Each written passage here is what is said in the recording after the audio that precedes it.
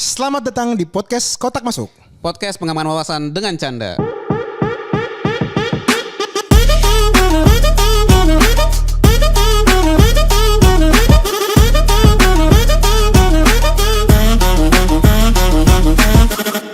Hola. Baik lagi di podcast Kotak Masuk Kembangan wawasan dengan canda. Widih, kita masih ada dengan Bang Adi. Halo Mas Bro. Siap. Gila. Ini gue bukan agak pendek ya, kursinya agak rusak nih kayaknya bagian sebelah sini nih. Gimana Bang Adi? Sehat ya? Sehat. Kan kita Alhamdulillah. udah dijelasin banyak nih tentang Insurtech nih kan, keren Yuk. lah. Gitu. Terbuka kan pemikiran kita sekarang Anik? Buka. Setiap episode itu selalu ada hal-hal baru yang kita pelajari. Betul. Amin.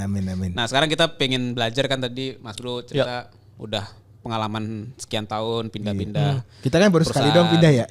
jangan ditiru bro. Betul. Nah, gue masih inget lah pada saat gue lulus, kita lulus lah ya. Itu kan banyak sekali bisnis-bisnis yang tumbuh, yang namanya startup kan. Ya. Dari sekedar produk sederhana itu Ya. bisa jadi startup itu. Terus berkembang, muncul unicorn gitu kan. Dekakorn. Dekakorn gitu. Sampai puncaknya 2 tahun lalu. Nah sekarang ini udah mulai muncul kayak cerita-cerita tentang kayak ada layoff apa segala macam. Gue ngambil kesimpulannya sebenarnya ya namanya bisnis ujungnya adalah ya lu mesti sehat gitu kan. Nah lu mesti sehat artinya pendapatan lu mesti lancar, pengeluaran lu mesti lu kontrol gitu. Nah itu kan baik lagi dari konsumsi masyarakat nih terhadap produk lu gitu. Nah ini gue pengen belajar tentang produk sekarang sama Mas Bro gitu. Nah misalnya nih gue punya bisnis gitu kan, ide gitu kan. Gue mau bikin produk. Nah sebenarnya produk yang dibilang bagus dalam konteks digital itu kriterianya apa sih Mas Bro? Oke. Gampangnya nggak tahu teman-teman sering pasti dengar kata MVP, bukan most valuable player ya. MVP Memang NBA baru menang nih gue. itu dia maksud gua. Sombong. Tahun depan siapalah yang menang lah udah amat. MVP itu kalau di dunia produk namanya minimum viable product. Oh, minimum Viable product. Viable. Victor. Bahasa Indonesianya apa tuh mungkin biar lebih Produk minimum yang bisa fitur-fitur minimum yang harus ada di dalam produk sehingga produk itu bisa dipakai atau digunakan. Oh, jadi mungkin bentuknya nggak perlu yang terlalu cantik, Ya. yang penting dia bisa dipakai gitu. Ya, Contohnya nih contohnya. Bro, BCA. BCA itu kan ada MBCA. MBCA sama apalagi tuh yang baru yang blue gitu. Nah, yang MBCA itu kan masih katrok banget tuh desainnya, tapi fitur-fitur yang pentingnya di situ Ada di situ. ada. Bener kayak gitu gak Bang? Bener, contoh gampangnya nih, ojol. Zaman dulu Gojek, Hah? pasti minimum banget, cuma ada go ride ya. Terus pencetannya pasti sedikit. Lu di mana, lu pencet, Iya. lu mau kemana, Betul. klik order. Iya, Selesai kan urusan. iya. Sekarang baru ada payment option ditambahin, ya kan? Dulu emang kan bayar Dulu cash belum ada aja. GoPay. Betul. Benar, dulu betul. masih cash ya. Anjir. Terus dulu kan mapnya masih manual tuh, lo drag sendiri titiknya di mana. PR. Kalau sekarang tiba-tiba langsung muncul lobby utara, lobby selatan, lobby timur. Bisa suggestion ya. Suggestion. Nah MVP itu kayak gitu. Jadi yang penting minimum tapi udah bisa digunakan. Itu contoh kalau di Gojek. Contoh lain kalau industri yang non tech, mobil. Definisi mobil apa? Definisi mobil ada roda, mesin, setir, rem, gitu kan. Nggak perlu ada apa ya? Kaca yang bisa buka tutup. Nah, itu kan nggak perlu. Ya kayak Wuling yang EV pertama lah. Nah, kayak gitu. Iya, benar. Yang kayak bentuknya kayak sekarang udah mulai agak bagus kan. Betul. Jadi definisi MVP itu tadi fitur-fitur minimum yang ketika membentuk sebuah produk dia bisa digunakan. Kayak gitu. Sifatnya wajib lah. Gitu. Wajib ada. Oke. Gitu. Nah, itu bagaimana cara orang membuat produk kita harus mikirin MVP versionnya itu apa. Gitu. Biasanya bahasa anak tech biasanya beta version.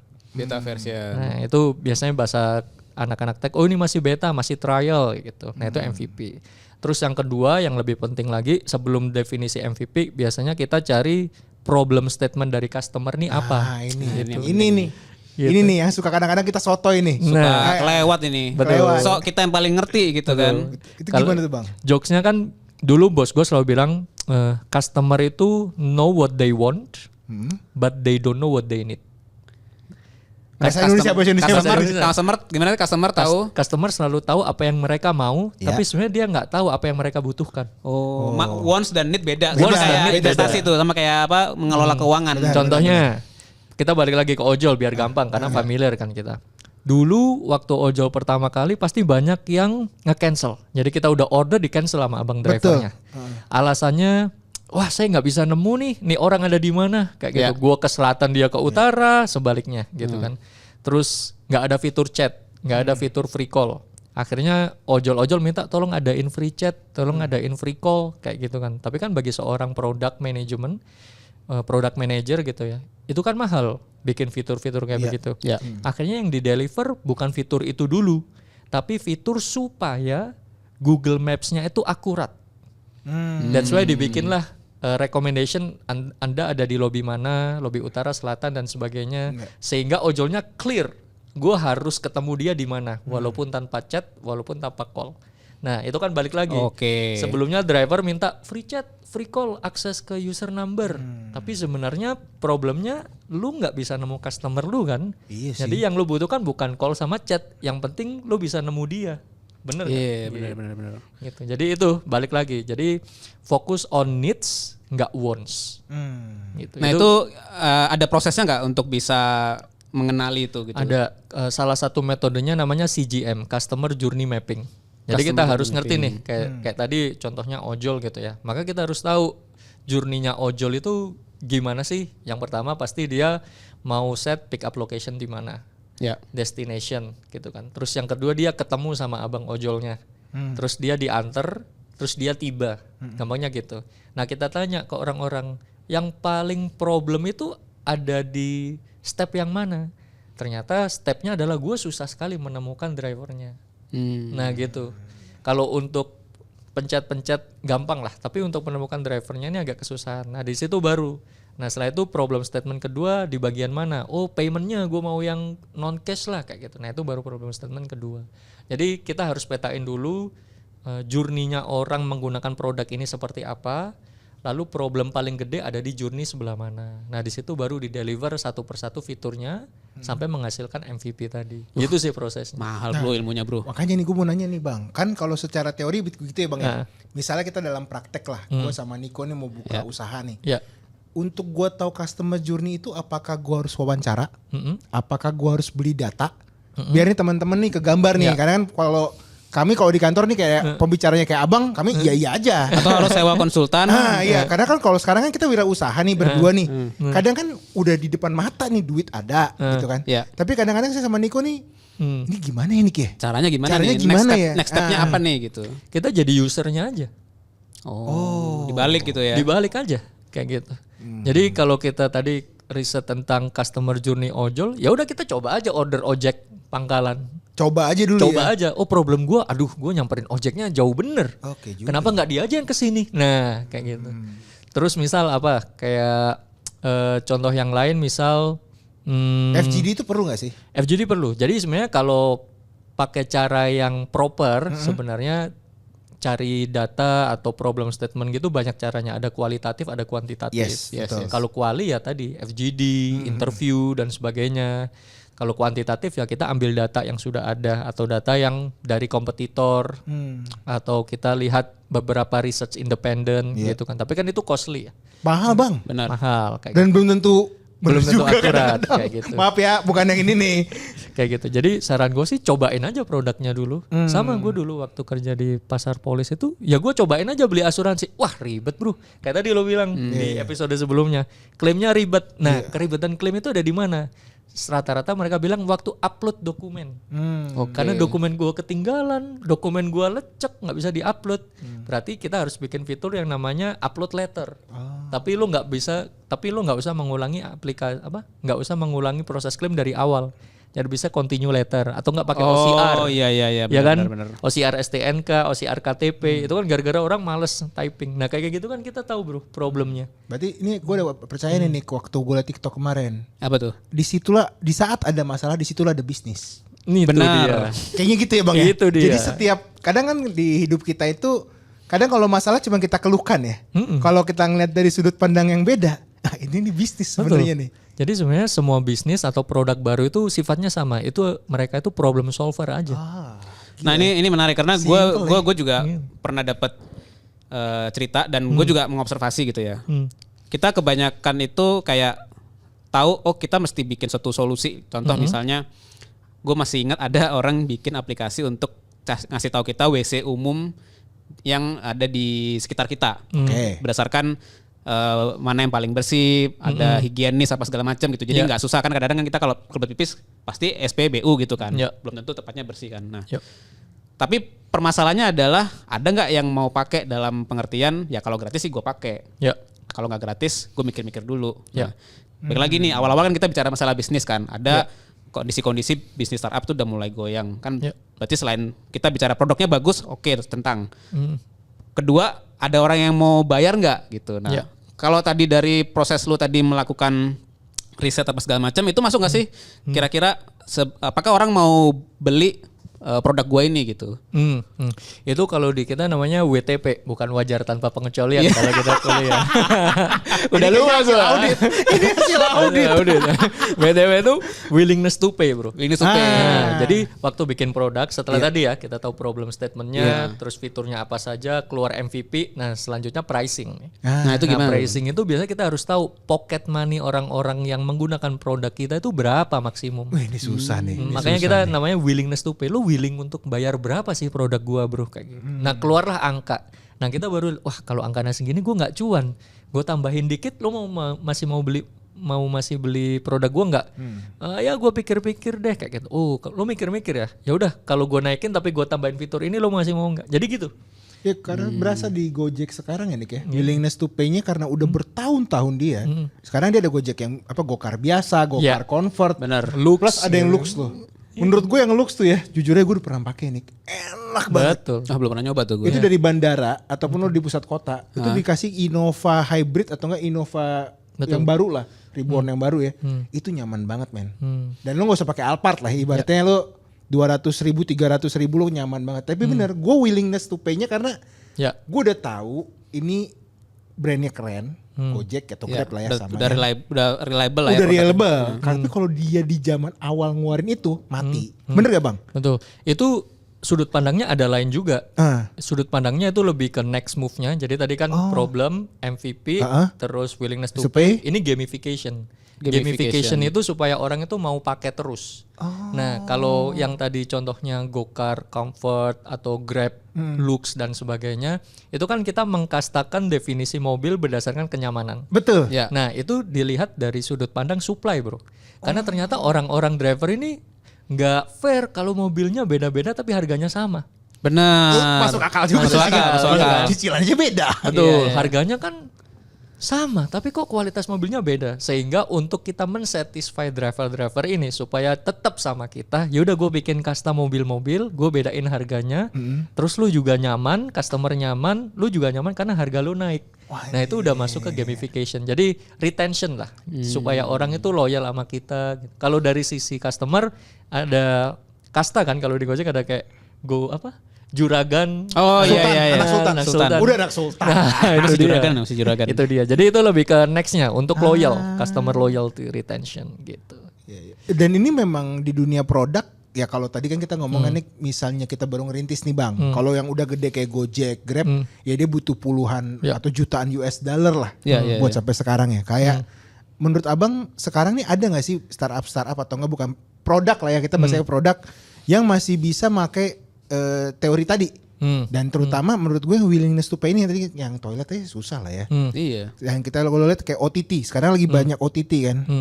Itu aja juga mereka Netflix, Spotify masih bleeding sampai sekarang. Netflix baru cuan, Disney Plus karena dia digabung laporan keuangannya masih biru lah. Kalau dia dipisah menurut gue juga selesai. Nah ini kalau di handphone kita kan terbatas sebenarnya. Nah ini willingness to pay yang menurut abang make sense lah ya. Selain belanja-belanja itu apa lagi kira-kira? Nah ini kalau masalah harga-harga mah Niko yang lebih jago ini. Gitu kan si Eme. Tapi memang itu yang willingness to pay itu kadang yang tadi toilet, gue juga kalau pikir-pikir bener juga, kalau gratis gue mau. Tapi kalau bayar gue ngapain? Mendingan gue pakai Google Maps. Betul. Nah itu banyak sih, tiap-tiap industri itu punya willingness to pay-nya masing-masing. Biasanya kita bisa lihat tuh di Google kayak gitu kan. Searching aja willingness to pay tiap-tiap produk, ada macam-macamnya. Terus kita compare sama kompetitor.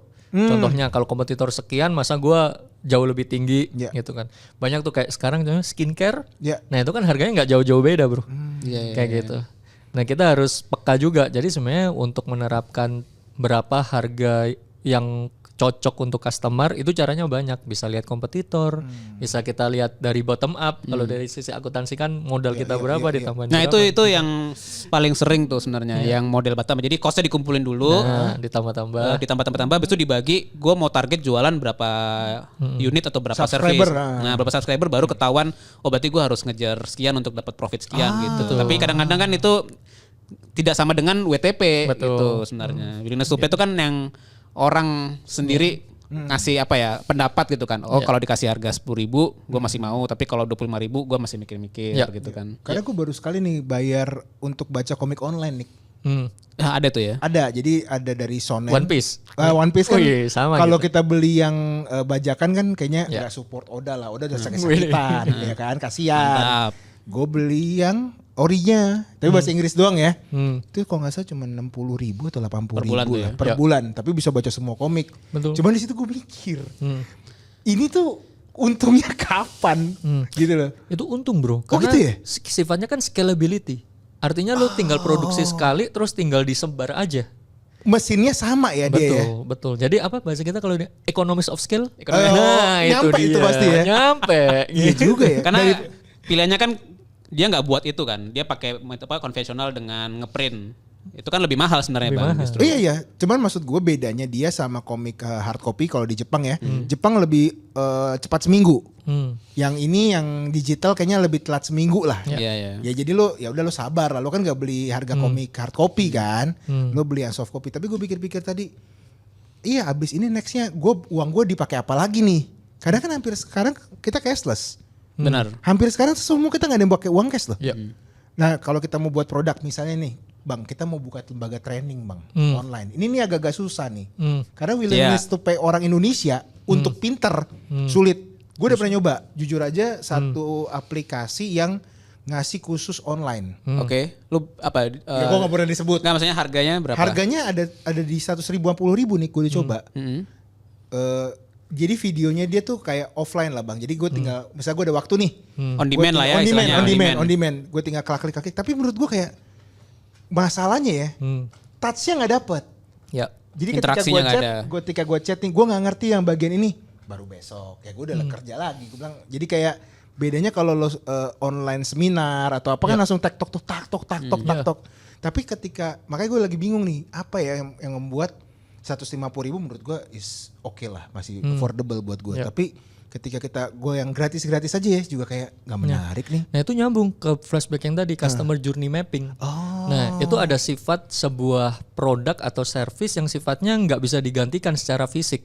Contohnya kalau kita pakai contoh Gojek ya, Go Massage, Go Clean, emang bisa pijat online? Nggak bisa. Harus datang ya, gitu. Jadi memang kita harus bedakan, ada produk yang sifatnya bisa full digital, ada produk yang sifatnya nggak bisa full digital. Yang harus ada in touch, human touch-nya itu masih ada kayak gitu. Karena ini menarik nih tadi Go Massage sama Go Clean. Kan tadi kita udah bicara kisah sukses lah ya, bicara Go Ride, Go Car. Produknya jalan, masih sampai sekarang dipakai. Kalau Go Massage gitu kan ditutup tuh sebenarnya. Padahal produknya sangat dibutuhkan gitu kan, orang-orang yang butuh badannya pegel gitu kan, dia bisa tinggal pesen. Nah, tapi pada akhirnya ditutup. Itu berarti kan apa, produknya gagal kah atau willingness to pay-nya nggak masuk kah atau? Sepengetahuan dan dengan keterbatasan pengetahuan gue bro. Go Massage gue masih pakai bro, tapi di channel yang different. Beda. Namanya Pinhome. Go Clean juga di channel yang different nih. Iya. Itu yang buat ya bos gue dulu yang ngebikin itu, terus dia bikin. Oh berarti ada keputusan bisnis lain lah ya. Karena secara bisnis model berjalan, gitu. Banyak orang yang masih pakai juga gitu kan. Betul. Dan itu menurut gue willingness to pay-nya gue masuk. Dan sebenarnya di Go Clean ya Nick ya, itu banyak loh sekarang produk kompetitornya ya. Yang daily cleaning menurut gue, sekarang gue di kantor gue nih, gue punya 4 kantor, daily cleaning semua gue nggak pakai OB.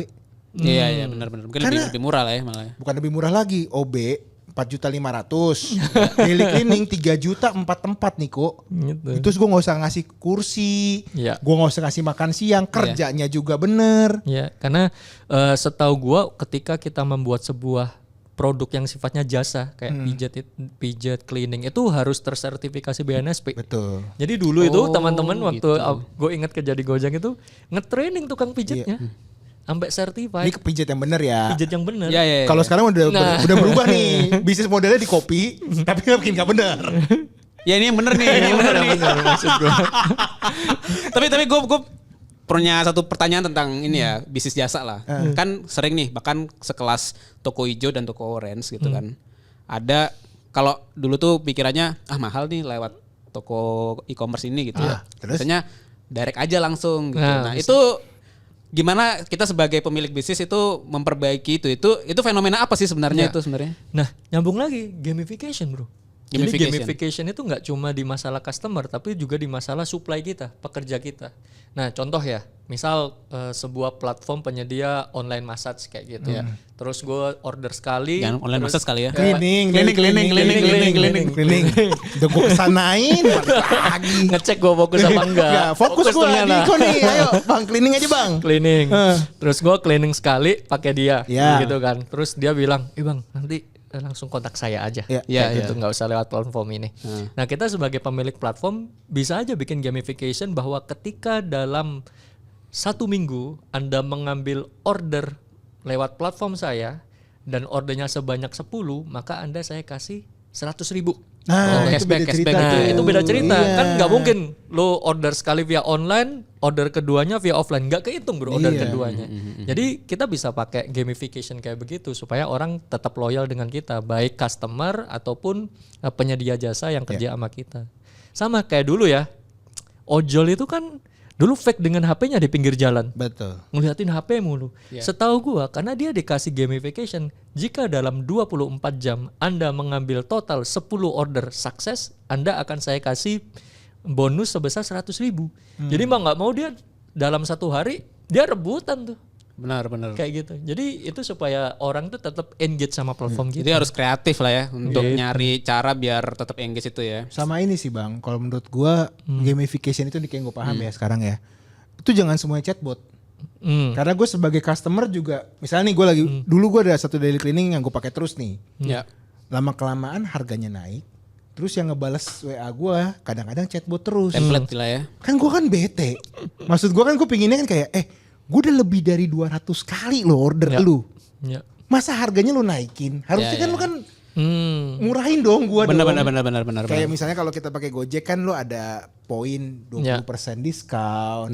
Di jam-jam tertentu diskon. Ini kan buset, gue bilang ya udahlah. Gue ganti. Nah, tapi memang gue akhirnya paham ketika tahu udah willingness to pay, nge-retentionnya itu tuh harus benar-benar paham ya bang ya. Betul, karena satu lesson learn gue belajar dari bos gue juga, cost untuk acquire satu customer baru itu jauh lebih mahal daripada cost untuk nge-retain existing customer. Gitu. That's why kita fokus mending customer yang sudah loyal sama kita retain aja. Lebih murah ya. Kita kasih benefit tambahan karena benefit itu walaupun jadi cost kita masih lebih murah daripada kita keluarin uang untuk cari customer baru. Customer baru ya. That's why gamification itu cara yang paling benar supaya keep orang engage sama produk kita. Gitu ya, gampangnya kalau kita sebelum ada online-onlinean ya airlines lah. Karena ada kartu miles. Nah, itu kan udah salah satu contoh gamification. Tapi juga. memang kalau ngomongin yang customer ya, customer retention menurut gue yang paling gila sih Singapore Airlines ini. Gak ada sih. Gue di Indonesia nih mau pakai sorry ya bang ya, mau semua platform startup yang udah Dekakorn kayak segala macam kayak beda deh lo kalau udah ngomongin SQ deh. Karena lo akan ngerasa lo bener-bener dirajakan. Betul. Mau kita level kemarin cuman supervisor kan? Kesana naik SQ nih, udah kayak raja. Wah, anjir. Itu kalau gue dulu belajar, itu aja parfumnya diatur bro. Iya. Wah nggak perhatiin tuh gue. Bener. Jadi kalau ada orang yang sifatnya anxiety terhadap ketinggian, maka parfumnya yang disemprotin di ruangan beda ini sama orang yang pengen tidur nyenyak. Lavender sama citrus deh kalau nggak salah. Tapi itu maksud gue juga pingin sih bang kita punya entah startup atau nggak yang udah level customernya tuh udah sampai ke sana gitu loh. Karena gue juga pakai Gojek ya udah gue di memakai itu terus karena ada Sultan tadi gamification-nya cuman discount rate aja, tapi kalau lo ngomongin SQ lo udah ngomongin discount kan. Lo bayar dia tuh udah premium. Betul. Gitu loh. Itu yang kita menurut gue juga kalau kita punya produk harus sampai sana nih kiblatnya nih. Nah, ngomong-ngomong masalah kita punya produk ya. Sebenarnya mahal gak sih Bang untuk bikin suatu produk? Maksudnya kita kan bisnis yang kita pahami sederhana, ya kita beli sesuatu, kita jual ke orang. Nah, ini kan bisnis model baru nih, pakai digital, pakai aplikasi. Nah, itu kan kita kompetensinya nggak di sana kan, nggak bisa coding apa segala macam. Kalau mau bikin itu kan berarti mesti hire orang-orang yang ngerti gitu. Nah, itu sebenarnya gini, mungkin pertanyaan gue lebih gampangnya ada jalan ekonomisnya nggak sih sebenarnya untuk bikin produk? Karena kan yang penting MVP-nya kan sebenarnya kan gitu. Betul. Ada, kita nggak semua hal harus dibikin dari nol, gitu kan. Dan banyak platform yang sudah menyediakan platform yang bisa di customize. Contohnya gampangnya, punya perusahaan mau bikin website, nggak usah bikin website dari awal. Sekarang ada gampang nih, bener. Banyak website tuh udah banyak. WordPress, WordPress ya. Dulu kan building dari zero dulu. Bodoh. Beli domain dulu, beli ini dulu. Ribut dulu tuh di domain. Kayak gitu. Sama kayak contohnya misal kita punya kedai kopi, adik gue bikin kedai kopi di Surabaya. Terus dia bingung gimana sih cara pembayaran? Ya udah lo cari payment gateway aja. Banyak, ada Moka, POS kayak gitu. Jadi nggak semua hal itu harus di building dari nol, menurut gua. Itu membuat kita jauh lebih mudah, tapi of course nanti mengurangi profit kita lah, kayak gitu lah. Profit, ya. Karena kan kita harus bayar platform-platform ini, gitu sih. Mungkin nanti ada satu lagi nih. Jadi kumpulan-kumpulan startup yang gak berhasil jadi satu. Nah terus kita benerin. Siapa tahu ya kan? Bisa. Ya kan mereka berkumpul jangan yang pas sukses-sukses doang. Ya kadang kan tadi kan masalah bisa jadi bisnis. Iya. Iya kan? Makanya kan ada peer to peer lending juga itu kan dari masalah juga. Betul. Lu nggak kredibel di bank, lu nggak kredibel di investor. Wah, itu panjang aja. Ya, kita kan bicara credit scoring kalau itu nanti. Ya kan, tapi kan itu kan dari masalah juga kan, betul. Bang? Betul. Makanya di dunia ini tuh tinggal satu aja yang belum nih. Masalah kita sama Tuhan. Wis, ini dia. Mungkin bentar lagi ada aplikasi buat berdoa kali. Bisa jadi. Udah ada. Platform donasi itu kan masalah lama Tuhan. Cuma lu menghapus dosa lu donasi gitu-gitu. Kalau terkait selingkuhan belum ada. Masih viral. Tapi Bang Adi thank you loh. Ini ilmunya gue coba wrap up dikit nih kayak. Jadi dari tadi namanya customer journey management ya. Dari problem statement, customer journey, terus jadi willingness to pay. MVP dulu. MVP, willingness to pay, terus gamification. Ini lo kalau misalnya bayar mahal bro, aduh. Benar-benar ini ilmu gratis. Tapi kalau nggak salah lo juga cukup aktif untuk ngasih webinar gitu ya? Iya, gue hobi ngajar. Jadi gue sambil kerja di full time, terus gue kadang-kadang dipanggil buat beberapa platform edutech untuk kasih corporate training sama ngajar di platform mereka juga. Kayak gitu. Jadi karena dulu waktu gue disekolahin sama LPDP ke Melbourne. Nah di situ kan banyak sertifikasi tuh di kampus. Ya udah gue ambil aja semua sertifikasi product management. Jangan buru-buru kalau LPDP. Tapi gue buru-buru juga pulang. Tapi setahun? Harusnya 2 tahun kalau gue di sana. Tapi gue maunya 1,5. Saya tidak sehobi belajar dia. Emang bukan hobi Bang. Dia kalau nggak belajar pusing ya. Aduh. Tapi thank you ya Bang Adi ya sharingnya. Siap. Gimana Nick? Siap lah, seru. Mungkin nanti next time lah ya kita mungkin bisa bahas topik lain lagi sama Mas Bro. Iyalah. Harus dibawa mendingan Bang Adi sama Bang Upil sekalian. Yang satu mau bikin udah jadi ya. Udah jadi. Comika.id ya. Iya. Nanti gue nggak usah ada, gue jadi kameramen aja. Upil bikin apa? Comika.id. Platform Soundlit ya, platform streaming stand up.